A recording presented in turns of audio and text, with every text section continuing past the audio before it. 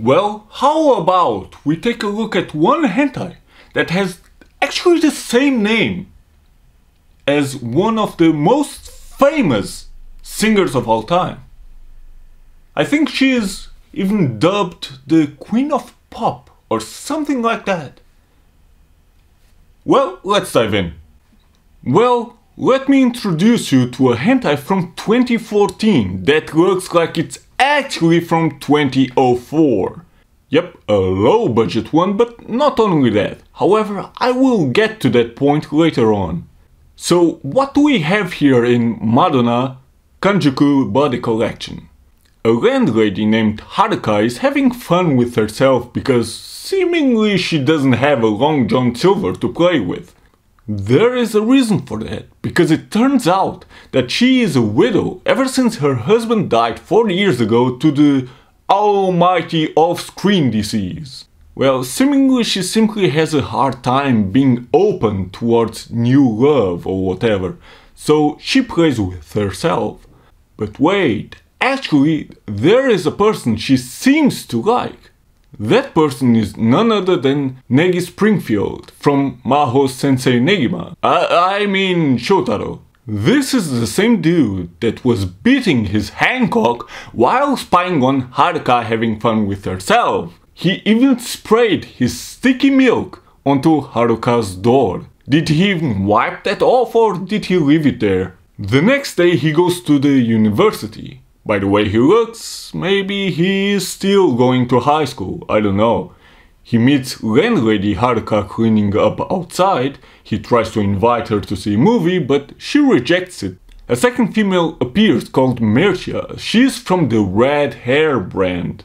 She immediately sees that Haruka and Negi, I mean Shotaro of course, want each other but can't fully go with it.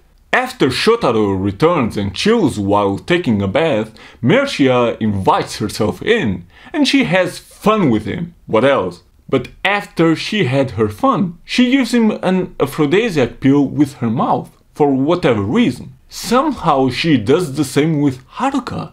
So maybe Mercia goes both ways? But basically because of those pills, Haruka and Shotaro have their fun all night long. After the effect wears off, Haruka apologizes and such, but she felt how awesome Shotaro's magic wand can be, so ultimately it doesn't matter. The next day everything is all fine and dandy and the end credits roll, but wait! It's not over yet, because after the credits there is more action. This time is an obvious threesome. 2 older women on a far younger man. I would even say that he is a teenager? Yeah, let's go. The last 4 to 5 minutes is all about them and their cameras. There you go, that's about it. But actually it wasn't supposed to be over yet. On paper this hentai was supposed to have more episodes with way more chicks, but for some reason it all went under, and up to now there is only 1 episode. Madonna is from 2014 and now we have 2020, so I am pretty sure that the second episode will never happen, for better or for worse. Looking at it, maybe it's for the better actually. Simply because Madonna is pretty much standard, with a young dude getting all the older holes, but no really special scenes or crazy ideas or crazy positions, nothing. Basically, it's pretty tame. Haruka and Mercia have huge melons. Too big for their own good, but despite that, Madonna still remains a 1 episode hentai. So maybe the safe route, you know, no crazy ideas, no crazy positions and so on, was too safe here. I've stated early on that this looks like a hentai from 2004, despite it actually being from 2014. Well, judge the animations and whatever for yourself. You've been looking at it all this time. At least pictures. It looks fine for what it is, but nothing all too special, especially for that year. However, this was clearly supposed to have more than 1 episode, and that is evident by the very beginning. You don't even need to know that this is based on a hentai novel. Early on, after the opening sequence, shortly before Shotaro is supposed to leave his room, right in front of it is a black-haired woman that we only see from the back and comically slides to the side.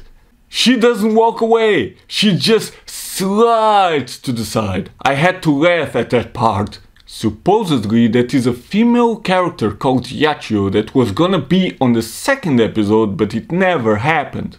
So sadly we won't see Megane action, but at least unshaved action if you like that. I know I do.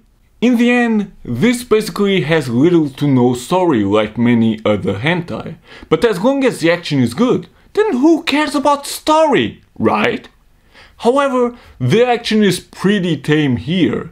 But hey, if you don't have anything else to watch, this one isn't all that bad.